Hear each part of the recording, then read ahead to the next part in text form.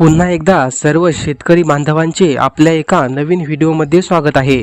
शेतकरी बांधवांसाठी आनंदाची बातमी समोर आली आहे। सरकारकडून आता सर्व राशन कार्ड धारकांसाठी एक खुशखबर समोर आली आहे। राशन कार्ड धारकांना आता सरकारकडून प्रति व्यक्ती 170 रुपये सगळ्यांना मिळणार आहे। जर तुमच्या घरी 5 व्यक्ती असेल तर 5ही व्यक्तींना 170 रुपये प्रति व्यक्ती मिळणार आहे। हे बघा, सरकारने आता राशन सोबत पैसे देण्याचा निर्णय घेतला आहे। हा निर्णय तुम्हाला कसा वाटला नक्की सांगा, कारण आता सरकार प्रत्येक व्यक्तींना राशन देत होतं। काही व्यक्ती गावाला असतात, काही व्यक्ती बाहेर शहरामध्ये कामाला असतात, त्या कारणामुळे प्रत्येक व्यक्तींना राशन घ्यायला गावी यायला परवडत नाही।